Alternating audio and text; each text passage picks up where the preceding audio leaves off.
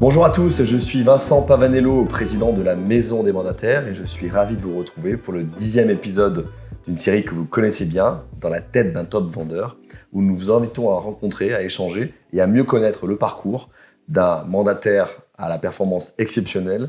Et ce mot prend aujourd'hui tout son sens puisque je suis ravi d'accueillir sur ce désormais fameux canapé, puisque beaucoup d'autres mandataires devenus célèbres depuis sont passés ici. Je suis ravi de retrouver Alexa Colin-Diver du réseau Sextante. On se connaît depuis quelques heures à peine. C'est vrai. Et tu sais que j'ai plein de questions à te poser et je pense que ton parcours va beaucoup intéresser les gens qui regardent et qui nous suivent depuis le premier épisode de cette série. Je te propose un entretien en 2 temps, si tu en es d'accord. D'abord, des questions dans la première partie sur ton parcours de mandataire, tes méthodes, tes performances, et j'ai envie de dire comment tu arrives à ces performances. Ça va beaucoup intéresser les gens qui nous regardent. Et puis une deuxième partie, peut-être plus personnelle, sur ton rapport à l'entrepreneuriat. Tu n'as pas toujours été entrepreneur dans ta vie, en tout cas tu me le disais un petit peu avant, et donc ça m'intéressera de comprendre pourquoi et comment il y a eu ce déclic, et puis des questions sur le mindset et sur l'état d'esprit qui est le tien. Donc en 2 temps, et la première question de la première partie, c'est peut-être de te présenter, de nous dire pour quel réseau tu travailles. J'ai dit que c'était Sextante, mais tu vas sûrement vouloir en dire un peu plus. Où est-ce que tu es géographiquement, et d'autres informations générales, et puis après je rentrerai dans le vif du sujet. D'accord. Alors bonjour à tous, merci de me recevoir sur ce joli canapé assorti à mon foulard. Magnifique. Donc je suis Alexa Colin-Diver, effectivement, dans le réseau Sextante depuis 18 mois maintenant. J'y suis arrivée par hasard, par un ami qui était déjà chez Sextante et qui m'a appelée. Ça faisait quelque temps déjà que je pensais à l'immobilier, ça faisait longtemps en fait que je pensais aux maisons, je rêvais maison. Et je me suis dit que c'était le bon moment, mes enfants avaient une 10aine d'années. Je pouvais quitter le nid et penser un petit peu à moi et à ma carrière. Donc, j'ai contacté Sextante, on a échangé, l'ambiance m'a plu, le côté intime, presque, m'a plu. On n'est pas dans un grand réseau où, alors je dis souvent... il y a des milliers de conseillers, voilà. Ça tu veux dire ouais. Alors moi je suis à la campagne, en plus je suis dans l'Aisne. Alors tu es où justement dans l'Aisne? Je suis à Soissons. Soissons, donc à 100 km de Paris en fait. Ok. Et dans un village de... Dans un village. Alors moi je suis à côté, dans un village de 2000 habitants. 2000 habitants. Bussy-le-Long. Et Soissons, c'est combien? Soissons, c'est 29 000. Ok. Donc écoute, ça se passe bien. Ça se passe bien et ça a démarré effectivement très fort, tout de suite. Alors, rembobinons un petit peu avant d'arriver sur le lancement et sur les performances depuis ces fameux derniers 18 mois.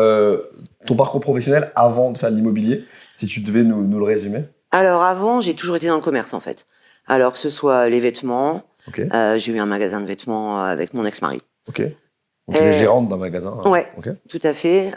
J'ai été adjointe dans des grandes chaînes et la dernière grosse expérience, c'était en librairie en fait. Ok. Mais toujours le contact avec les gens. Et après, t'as eu une pause, c'est ça? Alors, j'ai pas eu une pause, j'ai eu 2 enfants.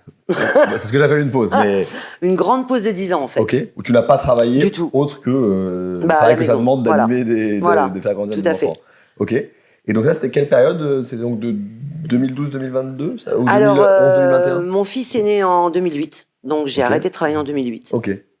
Et donc, tu as repris une dizaine d'années plus tard. Voilà. Et tu as repris directement chez Sextante ou il y a eu d'autres... Non, j'ai repris directement chez Sextante. D'accord. Donc, en fait, tu es devenu mandataire après une période d'une décennie où tu ne travaillais pas. Ok. Donc, c'est une reconversion, effectivement, qu'on voit peu. Oui, c'est une vraie, là. Dans ce type de métier.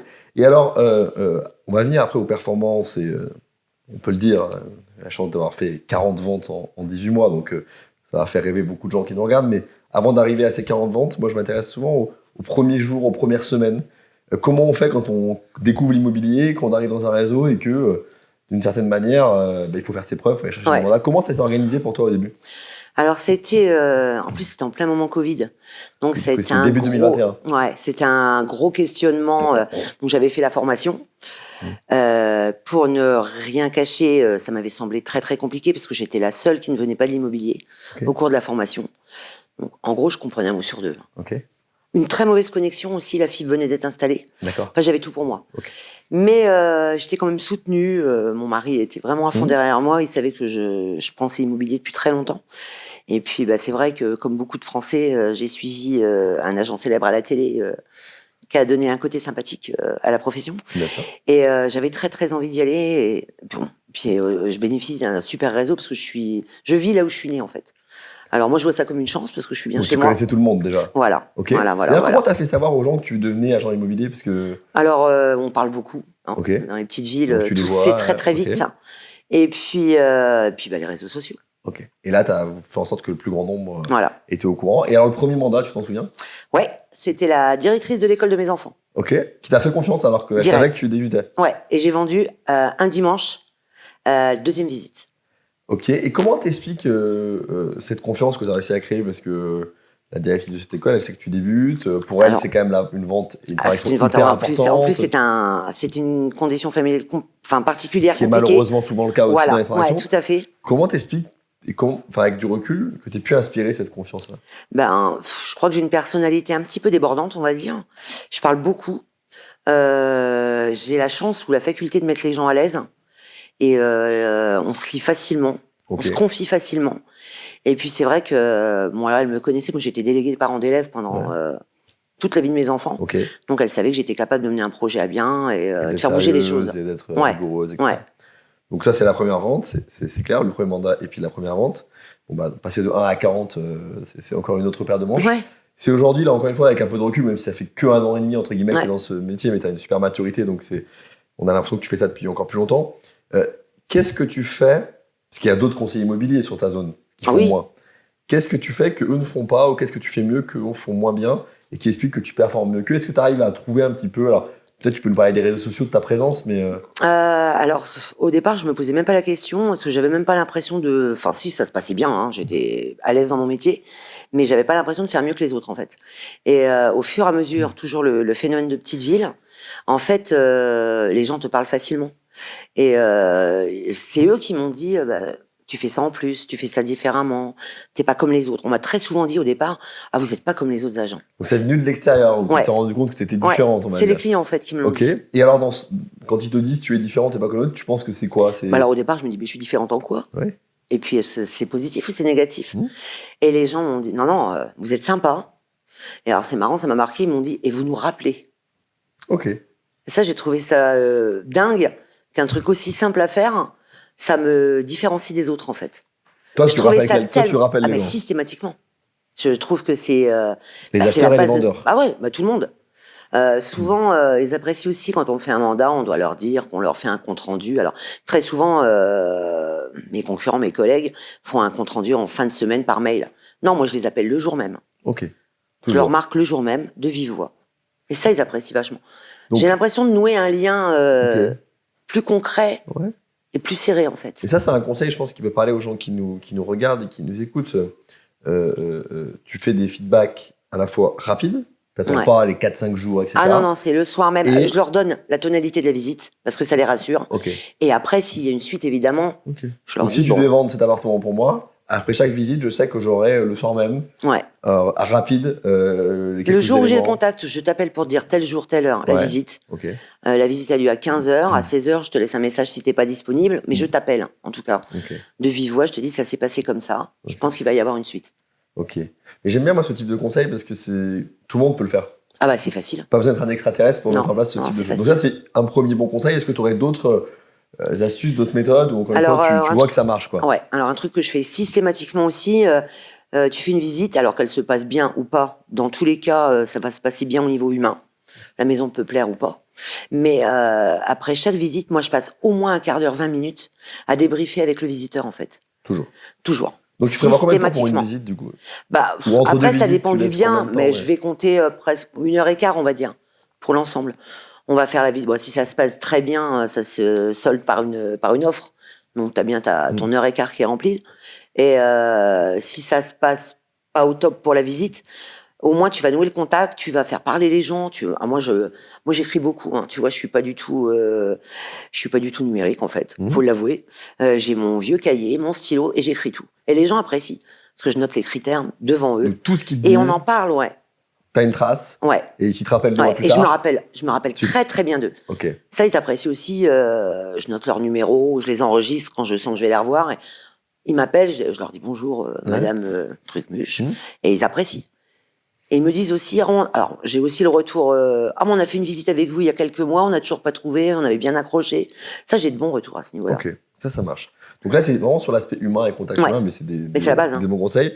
En termes de méthode peut-être plus métier, on parlait tout à l'heure un petit peu de ta présence sur les réseaux sociaux, le fait que Tu me disais que tu te baladais dans ton village et que les gens disaient Ah on ben, vous suit. là, c'est plus dans mon village, c'est dans ma ville. C'est Excuse-moi, pardon, je suis trop modeste. Pardon. Mais ouais, non, c'est rigolo ça. Ma fille qui est la reine de TikTok, elle vient avec moi faire les boutiques et. Donc c'est une histoire de famille. Ouais, c'est ça. C'est ça. Et dans les magasins, on me dit ah ben, au lieu de sortir la carte de fidélité, je donne mon nom. Ah mais je vous connais, je vous suis. C'est marrant parce que j'aurais pas pensé jamais, j'aurais pensé ça. Et ça s'est fait super rapidement en fait.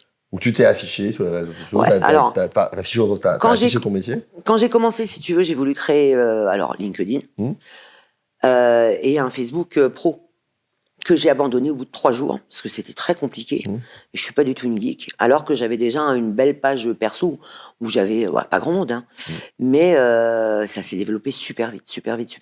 Avant, j'étais fière de dire, je sais pas, 200 personnes, je connais tout le monde. Bah là maintenant, je suis loin de connaître tous. Mais j'essaye. Et souvent, les gens qui regardent ces émissions, parce que moi je regarde les commentaires, d'ailleurs je vous invite à mettre des commentaires en bas de la vidéo si jamais vous avez des questions ou des sujets que vous voulez qu'on aborde dans les prochains épisodes. Ils nous disent, bah ok, moi je suis sur Facebook, je suis sur LinkedIn, je suis sur Twitter ou Instagram ou TikTok, mais c'est quoi les bons contenus à partager pour que ma communauté, elle ressente à quel point je suis pro, à quel point je suis compétent, à quel point je suis rigoureuse dans ton cas. Alors, toi, tu te donnerais quoi comme conseil? Je pense qu'il faut pas être trop pro. Faut pas mettre que du pro dessus. Alors évidemment, tu mets pas tout. Enfin moi, en même temps, je partage vraiment tout. J'ai qu'une page. Je peux mettre des photos d'une fête à la maison, mais à côté de ça, effectivement, dès que j'ai un bien qui va rentrer, je commence par mettre une belle photo et j'écris juste à bientôt ou à venir. Et déjà là, j'ai des messages. J'ai déjà des visites en fait avant d'avoir le bien. Ok. J'ai des demandes de rendez-vous et les gens sont au taquet en fait. Un petit peu de suspense. Ouais. Et alors souvent on dit que j'ai un autre conseil aussi que je donne, qui est pas forcément le conseil qu'on a pendant les formations. Quand tu rédiges une annonce en fait, on te demande d'être concis, d'aller à l'essentiel. Alors, moi je fais tout sauf ça. C'est un roman que j'écris. Ok. Et alors on m'a dit non, les gens ils vont pas lire. Ah bah si, les gens quand ils vont dépenser 200 000 euros, ils vont lire tout ce qu'il y a à lire. Donc moi en fait j'écris la visite. Je vais pas te dire 4 chambres, 1500 mètres carrés de terrain, un garage. Tu vas mettre quoi alors? Eh ben je vais dire bienvenue dans une entrée au parquet Pointe de Hongrie. Tu parles de mon parquet là, donc voilà. je fais attention à ce que tu dis. Mais je décris la maison vraiment. Si tu veux l'écriture, suis la visite. Et je fais pareil pour les photos. Et les gens, en fait, quand ils m'appellent pour prendre un rendez-vous pour une visite, ils se projettent plus forcément. Exactement. Et je leur dis, vous avez des questions à me poser? Ah bah non, tout est dit. Tout est dans l'annonce. Et très souvent, alors ça fait plaisir, très souvent on m'a dit que je faisais les plus belles annonces de ma région. D'accord. Alors tu écris beaucoup, donc effectivement tu as peut-être la plume facile pour... Ah oui, j'adore. Ok, j'aime bien. C'est une dimension plaisir aussi dans ce que tu fais. Autant l'administratif, c'est pas ce qui est le plus agréable dans le métier, autant vraiment créer le mandat, ça c'est sympa. Et donc ça veut dire, si j'essaie de comprendre comment le vendeur potentiel peut regarder ça, quand un vendeur voit une de ces annonces très bien rédigée, qui donne envie et tout, bah il se dit que si il te confie son bien, il sera mis en valeur et il sera embelli. Et ça, je pense qu'effectivement, je déduis ça de ce que tu dis, mais pour toi, c'est sûrement... je suis souvent en concurrence j'arrive sur un mandat qui est déjà avec des collègues, et les vendeurs me disent souvent, ah ouais, vos annonces, ça n'a rien à voir. Et c'est un plaisir de le faire. Enfin, puis moi, je me mets à la place aussi, quelqu'un qui cherche une maison, c'est le bien de sa vie. Enfin, t'as envie d'apprendre plein de choses dessus. T'es pas à 3 lignes près, c'est sûr. T'as pas forcément envie d'attendre la visite, tu vas en savoir le plus possible tout de suite. Et aussi bien les points positifs que négatifs. Ça, c'est important aussi. Je ne mens pas dans les annonces. S'il y a quelque chose qui est pas top, t'es transparente. J'en parle quand même. Ouais. Donc, avec tout ça, on fait 40 ventes en 18 mois. À peu près, ouais. En tout cas, une quarantaine de ventes en 18 mois. Ça a explosé à partir de quand? Tout de suite? Tout de suite. Donc, toi, t'as pas eu de période non, j'ai commencé 3 mois après, je touchais ma première commission. Ok, donc ça veut dire... 3 mois et 15 jours, allez. Okay. Ouais. Et après, t'as tout de suite un rythme... Après, ça a été vite, ouais. Et comment tu t'organises? Parce que c'est déjà un exploit de convaincre 40 vendeurs, d'obtenir 40 mandats, de les transformer, etc. En plus, je pense que tu en as eu plus que 40 pour rentrer sur les 40, mais je pense, juste ça, déjà, c'est un exploit. Mais après, il y a un challenge organisationnel. Quand on débute et quand on découvre le métier, arriver à avoir ce flux-là, comment tu t'organises d'un point de vue administratif? Tu travailles énormément, j'imagine. J'ai fait des grosses journées, j'avoue. Tu sais, quand t'es à la maison avec un mari qui travaille, en l'occurrence, pas loin d'ici, donc en région parisienne, que t'as eu des enfants plutôt tard, qui sont très rapprochés, t'as intérêt à t'organiser. Donc, t'as pas trop le choix au départ. Et puis après, non, ça s'est fait tout seul. Bon, c'est vrai que je suis quelqu'un d'organisé. Je me lève très tôt. C'est quelle heure très tôt les détails intéressent beaucoup les gens qui nous regardent. Mais c'est un choix. Hein. Oui. C'est parce que je suis plus une lève-tôt qu'une couche tard maintenant. Et je me lève vers 5h30, on va dire. Ok. Café, tout de suite. Et après, je me colle devant mes alertes sur le Bon Coin, en l'occurrence. À partir de 6h. Mais oui, mais un peu Et avant. ta journée type alors quand tu chill Je sais qu'il n'y a pas de journée type pour un conseiller immobilier. Bah si, un petit peu quand t'as une vie de famille, si forcément, c'est quand même rythmé par les enfants en l'occurrence. Bah, mes enfants, je m'en débarrasse si je puis dire au collège à 8h moins le quart. Et après c'est parti, tout dépend du programme de la journée. En général, je rentre un peu faire de bureau. Ouais. J'attends quand j'ai des questions à poser au siège, j'attends parce qu'ils se lèvent beaucoup plus tard que moi en fait, faut le dire. Je sais. Donc mais je reste au bureau. Ils répondent. Ah, ils répondent toujours. Et c'est un des. Ça c'est. Dans ce genre d'entretien, on parle peu du réseau, mais effectivement, tu peux dire un mot sur le service. Non, moi je suis. de Sextante. Je sais pas si j'aurais réussi aussi bien sans eux en fait. Enfin, je suis même sûre que j'aurais pas réussi parce que j'étais seule dans ma région, mais ils étaient vraiment. J'avais vraiment l'impression d'être toujours accompagnée. Vraiment, toujours. Donc t'attends qu'ils se lèvent, tu les appelles, t'as des réponses aussi. Voilà, et après je peux partir. Ok. Mais je pars pas. Moi, je prospecte. J'ai jamais prospecté, et je pense pas que je vais commencer à le faire maintenant. Donc c'est uniquement des appels. Alors, moi, ce que je donne aussi comme conseil, c'est de travailler. Ceux qui peuvent le faire, c'est de travailler vraiment dans leur région. Ouais. Parce que dans ton histoire, ça joue beaucoup. Ah bah ça joue énormément. Ouais. Parce que si tu veux, moi j'ai pas besoin de prospecter parce que quand des annonces paraissent, alors aussi bien chez des collègues qui vont être plus chers que moi en commission, donc je risque de récupérer le mandat, ou j'ai des particuliers qui vendent, et ben j'arrive. Alors je fais des enquêtes, c'est les experts à Soissons. J'agrandis les photos par les fenêtres et j'arrive à trouver la maison. Mais très souvent. Ouais, et c'est un jeu. C'est du bon sens. Mais c'est top. Et très souvent, j'ai récupéré des maisons parce que j'ai tout de suite su où elles étaient. Donc si vous êtes très bien connecté à votre écosystème dans un magnifique village de France et que vous avez cette capacité d'investigation pour savoir à quelle maison correspond telle annonce, rejoignez un réseau monétaire, rejoignez Sextante. Hein, je crois que là, il n'y a pas de débat. Mais non, mais c'est du bon sens. Mais ça marche je suis très logique, moi. Donc pas de prospection. Ok, donc tu te lèves tôt, tu travailles beaucoup, tu es organisé. Ouais. Non mais je trouve que le côté je travaille beaucoup et on le dit pas assez quand même, c'est-à-dire que ah bah si, clairement on travaille beaucoup. Voilà. Et, faut les dire. journées commencent tôt, elles finissent tard et tard pas forcément. Au départ si, mais tu tiens pas longtemps au moment où tu rentres chez toi et le moment où tu vas te coucher en fait. Ok. Bon, c'est une façon de dire que. Mais tu rentres tard. Bon. Merci beaucoup Alexa pour cette première partie d'entretien. Je pense que c'était riche d'enseignements et de conseils très concrets et des conseils que chacun peut s'approprier. Ouais. Enfin, le côté essayer de savoir quelle maison, quelle annonce dans un petit village, c'est peut-être plus dur à Paris, évidemment, mais tout le monde peut le faire. Ah, mais ça marche sur la ville de 30 000 habitants. Voilà, levez-vous tôt le matin, comme ça, vous pouvez faire votre administratif, vous n'êtes pas dérangé par les urgences de la journée, perso et pro, etc. Et donc, c'est là que vous avancez vraiment. C'est aussi un. Puis après, c'est fini quand on l'a fait le matin. C'est pas la chose la plus agréable dans le boulot. Mais c'est. Enfin, maintenant, ça me plaît aussi. Avant, j'aimais pas du tout. Mais maintenant, je sais que c'est agréable de commencer comme ça, c'est fait. Et en plus, voilà, au bout d'un moment, vous serez même content de le faire. Donc, franchement, n'hésitez pas. On se retrouve dans quelques instants pour une deuxième partie, plutôt sur ton rapport à l'entrepreneuriat. On en a un petit peu parlé quand tu nous parles de ces journées, de ton organisation, mais j'ai encore plein d'autres questions à te poser, donc à tout de suite. Avec plaisir.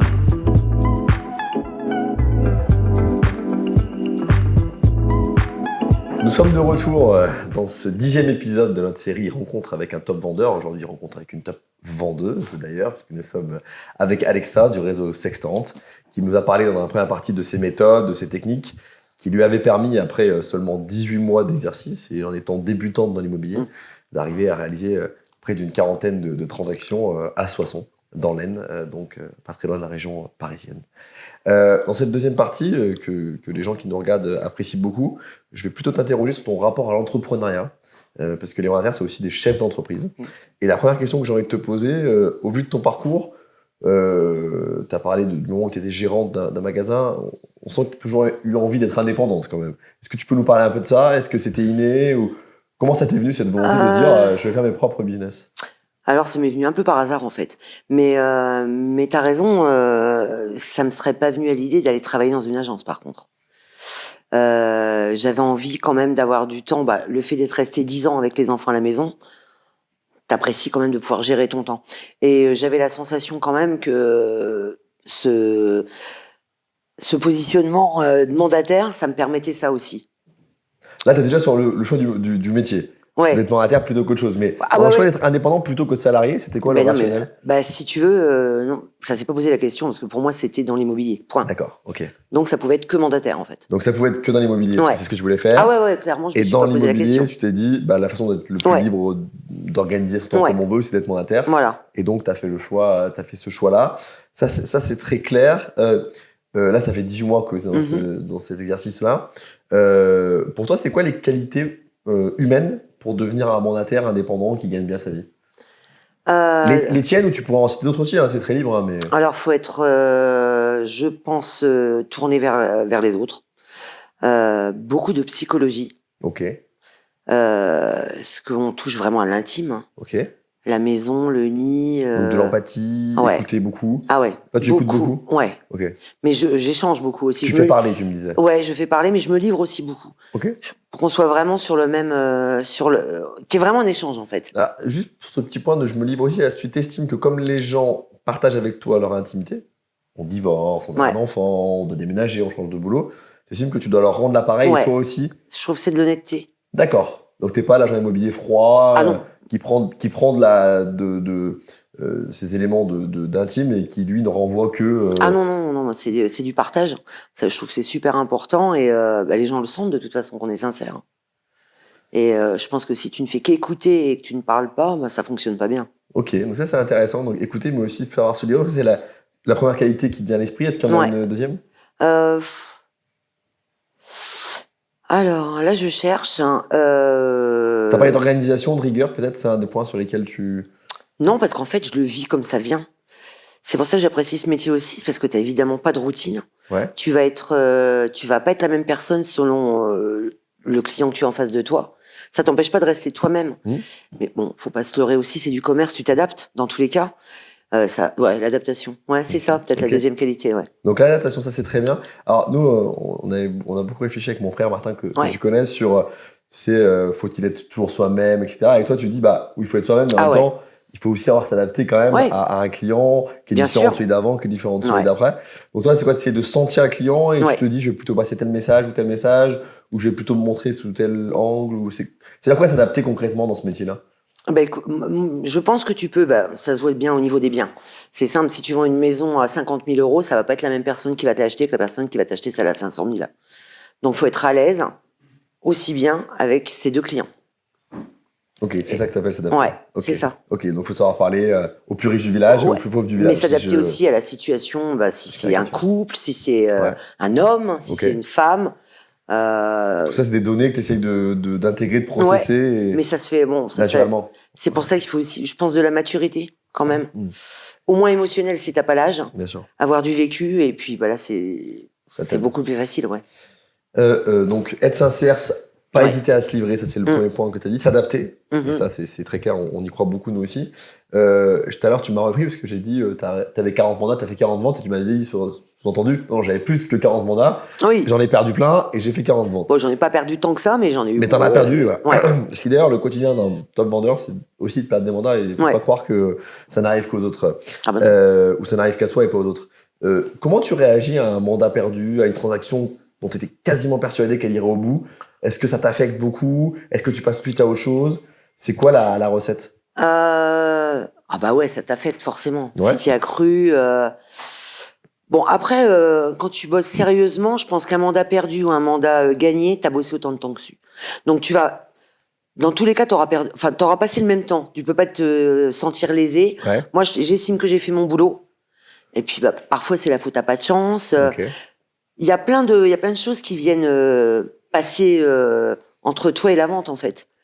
Et ou alors après tu peux dire t'as pas été assez bon, beaucoup de malchance. Tu te remets en cause ou c'est un petit peu, forcément. Tu te demandes toujours ce que t'as mal fait, ce que t'as pas assez bien fait. Je pense qu'il faut se remettre en cause, mais à côté de ça, je me dis toujours, attends, il y en aura d'autres. Il y en aura d'autres. Ah ouais. Et il y en a toujours d'autres. Et il y en a toujours d'autres. Et il y en a toujours d'autres. Et d'ailleurs, comment tu vois le marché là un petit peu en ce moment en tant qu'entrepreneur? T'es inquiète, t'es sereine? Inquiète, non, parce que c'est pas trop dans ma nature. Ok. Et puis alors ma petite expérience de 18 mois, j'ai quand même un an passé. Donc, quand j'ai vu que ça bougeait pas trop, là, en octobre, même novembre, j'ai regardé comment c'était l'année dernière. Et c'était pareil. Ok. Donc, du coup, ça m'a conforté dans ma non-inquiétude, on peut dire. Et je me dis que ça va partir. Ok. Ouais. Donc, il y a une forme d'optimisme chez toi. Ouais, moi, c'est dans ma nature. Et ça, est-ce qu'on peut être entrepreneur sans être optimiste? Bah non, je crois pas. Hein. Non, on déprimerait. Non. On déprimerait trop. Non, puis on a quand même la chance de faire ce qu'on aime. Bien sûr. Et tu parlais de tes enfants ou de ta fille tout à l'heure pendant la start TikTok. Ouais. Je sais pas quel age elle a, je sais pas si elle a vocation de devenir aussi entrepreneur, mais imaginons que ce soit le cas. C'est quoi les conseils que tu lui donnerais, je sais pas, au-delà des conseils que tu as déjà donnés, mais sur sa psychologie, sur par exemple, comment faut s'entourer quand on est entrepreneur? Est-ce que ça, c'est une discussion que tu pourrais avoir avec ta fille, de lui dire, tu peux faire ça, tu peux tout faire, à condition d'avoir un bon entourage, ou alors ça, c'est pas forcément un conseil important. Tu parlais de ton mari, c'est pour ça que je te oui, ça, je suis très soutenue. Mon mari, il est super fier de ma réussite. Okay. On peut dire ça comme ça. Ouais, non, il est très, très content. Il m'a même dit, si tu veux, j'arrête de travailler, je serai ton chauffeur. Non, c'est une plaisanterie à la maison. Mais non, il est très, très fier. T'as des hommes qui vont plus ou moins vivre l'envol de leur femme. Dans le business, lui, le vit très, très bien. Ok. Donc ça, c'est un bon conseil déjà, c'est assurez-vous que votre moitié, elle soit là pour vous supporter et pas pour vous tirer là-bas. Surtout quand t'as des enfants. Moi, je sais que si je rentre pas un soir ou que mes visites finissent à 9h, il aura été là, il aura donné à manger, il aura géré les devoirs, le cas échéant. C'est vrai que ça aide. Okay. Et puis, les enfants aussi sont fiers. Hein. C'est rigolo. Moi, ils ont 13 et 14 ans. Donc, Gabriel, en l'occurrence, 13 ans. C'est rigolo parce que je sors du conseil de classe avant-hier et on m'a dit que c'était une petite fille très réservée, qui participait pas, qui levait pas la main. Moi, j'étais comme ça à l'école, en fait. Okay. Donc, je lui ai dit, tu sais, moi, j'étais pareil que toi, puis regarde aujourd'hui. Et elle sait que je travaille beaucoup. Que t'es pas vraiment alors, elle voit que je suis suivie, alors qu'on me reconnaît dans la rue. Donc, je pense que ça lui donne j'espère, ça lui donne un bon exemple. Ok. On pose toujours 2 questions à la fin de ces entretiens aux gens que j'ai la chance d'interviewer ici. D'abord, une question sur le rapport à l'argent. Parce que derrière les 40 ventes, il y a 40 commissions, je ne veux pas te demander le chiffre d'affaires, mais chacun fera les calculs et on sait que ça représente beaucoup d'argent. Pour toi, l'argent, c'est ton moteur ou alors c'est juste la conséquence d'un travail bien fait? C'est quoi ton rapport à cette forme de validation d'un mandat, en tout cas, ou d'une transaction? Alors, j'ai pas tellement de tabou à ce niveau, donc l'équipe que j'ai recrutée, on parle chiffres, je leur dis exactement combien j'ai gagné parce que je trouve que c'est important. Ça peut être pour beaucoup une source de motivation. Moi, ça n'a pas été mon cas, je trouve ça assez rigolo de gagner des sous. Okay. J'ai absolument pas changé ma façon de vivre. Okay. Non, je trouve ça rigolo. On a 2 comptes en banque, et quand j'ai doublé, triplé, et ben c'était marrant. C'était marrant. Ouais, non, vraiment. C'est une bonne façon de je trouve ça. Ouais, non, c'est. Et tu vois, t'as pas honte de gagner de l'argent? Ah bah du tout. Et pour autant, tu penses pas matin, midi et soir. Je trouve que je le mérite. Je trouve que le mérite, mais clairement. Mais ce qui est rigolo, c'est que tu vois, pendant 1 an, la première année, on me disait toujours, tu vas voir, micro-entreprise, oh là là, tu vas payer cher en charge et tout. Donc du coup, j'y touche à rien. J'ai vécu exactement comme je vivais avant. Et là, bilan d'histoire, j'ai acheté cash un appartement que je vais mettre en location. Donc, je trouve que c'est plutôt rigolo. Bah ouais, c'est sûr, c'est très bien. Et tu parlais des gens de ton équipe, t'as recruté une équipe, pardon, j'ai voulu t'interroger là-dessus. Alors, j'ai Vincent qui est arrivé en premier, donc forcément quelqu'un de bien. Bah forcément, c'est un client. Hein. Et on avait bien accroché, je lui ai dit, tu vas venir bosser avec moi. Client vendeur ou client acheteur? Client vendeur. Ok, donc client vendeur, et en plus, il a rejoint Sectant. Voilà. Fabienne, que je connaissais il y a longtemps, alors elle, j'ai vendu sa maison et je lui ai vendu... donc cliente aussi. Voilà, une maison dans ma rue. Est-ce que tu as des anciens clients qui ne sont pas devenus mandataires sextantes? Non, pas beaucoup. Pas beaucoup. Et puis, le troisième, Gabriel, il est un petit peu plus loin, mais il m'appelait souvent pour me demander des conseils et ça passait bien. Il me montrait ses annonces. Oui, j'imagine que tu peux être de bons conseils sur la rédaction. J'aime vraiment. C'est rigolo parce que j'ai pas beaucoup d'existence sur le métier, mais très très vite je me suis sentie légitime en fait. Et ça m'a vraiment confortée dans. De toute façon, la légitimité, moi je pense que c'est les clients qui t'adonnent. Si les gens te font confiance. Et je me suis sentie très vite à l'aise. Donc c'est que t'es légitime. Il n'y a pas à se poser 1000 questions. Je le dis aussi pour les gens qui nous écoutent, qui parfois sont mandataires depuis 1 an, 2 ans, 3 ans, qui se demandent encore s'ils sont à la bonne place. Moi, très très vite, c'était une évidence. Ok. Et donc, tu as 3 personnes dans ton équipe? Ouais, bientôt d'autres qui arrivent aussi. Bientôt d'autres qui arrivent et un parcours qu'on suivra. Dernière question, parce que le temps file et que nous arrivons malheureusement à la fin de cette très intéressant entretien. S'il y avait un entrepreneur, homme, femme, vivant ou pas, français ou pas, qui t'inspire, ce serait lequel? Bernard Tapie. Ok. Je peux te demander pourquoi? Je sais pas. Il m'inspire aussi, je te rassure. Alors, c'était... je sais pas, pour moi, ça a toujours été un modèle. Ok. Alors, Quoi, de hargne, de volonté? Ah ouais, de tout. De Ok. tout. Mais même, tu vois, j'adore Starmania. Ouais. Il a très bien chanté. Ok, Je trouve que c'est quelqu'un qui réussissait dans tout. ok. Alors, si j'arrive à réussir dans ma vie familiale, enfin de maman, et Bah, ça a l'air dans d'aller ma avec vie, la star de TikTok. ouais, et dans ma vie professionnelle, Ouais. bah, je crois que j'aurais tout réussi.